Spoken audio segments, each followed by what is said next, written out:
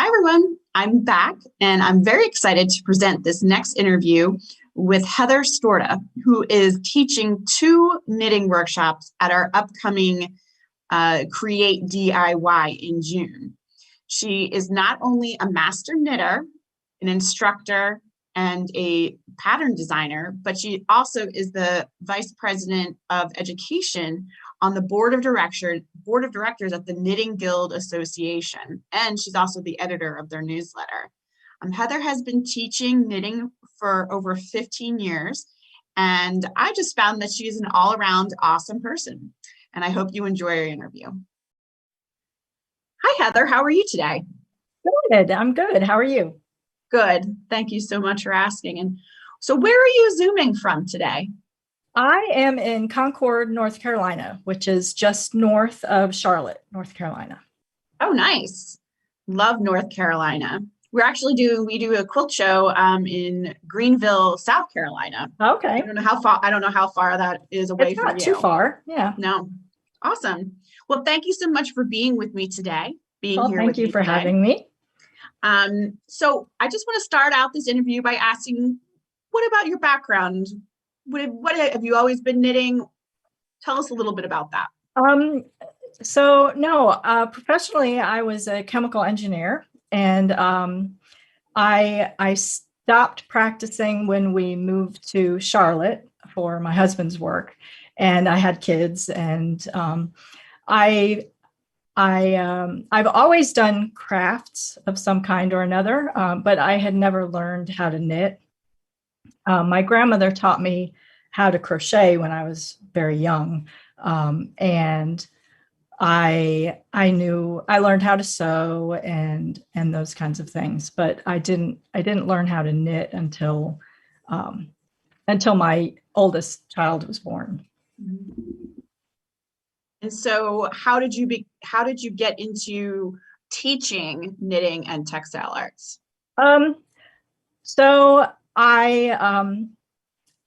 When my oldest son was born, I was a stay-at-home mom, and as kind of me time, I told my husband, and I said, there's a local yarn shop that teaches knitting classes. I've always wanted to learn how to knit. So you're going to watch the baby, and I'm going to go, one evening a week, take knitting classes. So I did that, and it right away, something about it clicked. It became my passion right away. And I found out about the TKGA Master Knitter program shortly thereafter, and that sounded right up my alley. I'm a lifelong learner. If I could go to college forever, I would do that. So this was something that sounded just perfect for me. So I started that in 2007, and I finished and became a master knitter in 2014. And that kind of opened doors for me. I didn't go into it expecting to teach, to design, to do I just did it as a personal satisfaction kind of thing. But working through it, doors opened, and I was encouraged to teach. I was encouraged to design, and it just kind of organically grew from there. And now I design and teach. I teach nationally, but I also tech edit as well for other designers. And it's been a very fulfilling career that I had never dreamed of when I started in 2007. So. Right. Well, that sounds amazing. And what exactly do you have to do in order to become a master knitter is it TKG? TKGA. TKGA, okay. They're a nonprofit all about education for knitters. For the Master Knitter program, there are 3 levels, and each level includes swatches and research and reports you have to write, and larger projects you have to make. And it's all self-directed, and you submit each level when you've completed it, and it gets reviewed by a panel of other master knitters. and you have to pass the first one before you can complete the next one.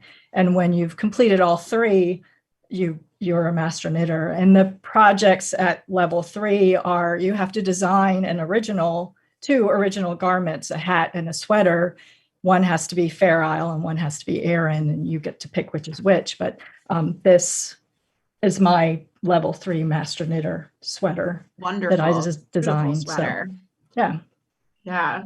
So were you nervous creating that design and knitting the sweater? It went through several iterations. I had a completely different design that I had started, and I swatched, and it wasn't working. And I got inspiration from, of all places, a sportswear catalog. There was a workout like sweater, not even a sweater. It was like a zip up. It wasn't knitting at all, but it had this kind of organic design on it. And it sparked something. And I took out graph paper and I just started graphing all of the designs that I wanted to include and swatched. And it came together within 4 or 5 months. That's amazing. From idea to finished product, because it was meant to be, I guess. So hey, that is so cool. And so would you do you suggest designing your own knitting patterns? Is that something that you would suggest to other knitters? If they have the right, not everybody, not every knitter wants to design, but certainly I think if a knitter is comfortable modifying other patterns and finds themselves doing that quite a lot, then designing might be a path that they could pursue. Yeah, that sounds really cool. I mean, it sounds like almost like designing, a quilt pattern or quilt design. Yeah. Which, we are well versed in that. But the knitting is definitely near and dear to my heart. It's the only craft that I somewhat know how to do. What is your favorite types of knitting? I love lace, and I love knitting socks, and I love cables, and I love color work, and I'm always finding new favorites, but those are my favorites at the moment. Yeah. And so like for the when you're knitting socks, do you have to have special needles for that? You need something to knit circularly, and there's a couple of options. You can use DPNs, or you can use circular needles. You can use one long circular and do what's called magic loop. I typically use 2 shorter circular needles, and I use that method to knit my socks. I know that there's like 2 different types of knitting, and one is called continental, and the other is. It would be English. So which do you do? I knit English. So English is holding the yarn in your right hand and throwing. So it's also called throwing. You throw the yarn around the needle, and then continental, you hold the yarn in your left hand and you're picking. You're picking the yarn up to make the loops. So I was taught English, and that's what's most comfortable for me. And a lot of times in color work, knitters will use both hands. So they'll have the one color and they'll throw, and they'll have the other color and they'll pick. But I'm a little different. I still hold both. I hold both colors in my right hand, and I just control which color I'm using when I knit. So amazing. I wish I could do that. But I still keep learning. And of course, education is a big part of that. And during our Create show, you are teaching 2 workshops on knitting. You're teaching the finishing school and the mosaic knitting. Can you tell us a little bit about those 2 workshops? Yeah, the finishing school is a wonderful class for all skills of knitters. And in that one, we will go over seaming different seaming methods and the most common seaming methods. So side seams, vertical seams, which you would find in the side of a sweater, and horizontal to vertical seams, which you would find at like the top of a shoulder seam, and then horizontal to horizontal, which would be like the seam at the top of the shoulder. And there are some best practices and ways to make your seaming look seamless and fairly flawless. So that's what we'll be covering in that class. That sounds like a great class that you would definitely want to have that kind of, face-to-face, interaction with your instructor to be like, how do I do this? So, doing sweaters and anything else other, baby clothes or anything else, maybe somebody might be knitting, that sounds like a perfect class. And then the other one is the mosaic knitting. Mosaic. So mosaic knitting is a type of slip stitch knitting. So it's a subcategory of that. And there are kind of specific rules on how the yarn moves in order for it to be mosaic. And it produces very geometric designs, but it is really not difficult to do, and it can produce some pretty impressive looking results. It looks like color work where you would hold two colors across one row, but you're only holding one color. So it's not difficult, but there's a few little tips and tricks to get it to look good. And so it's a really fun technique.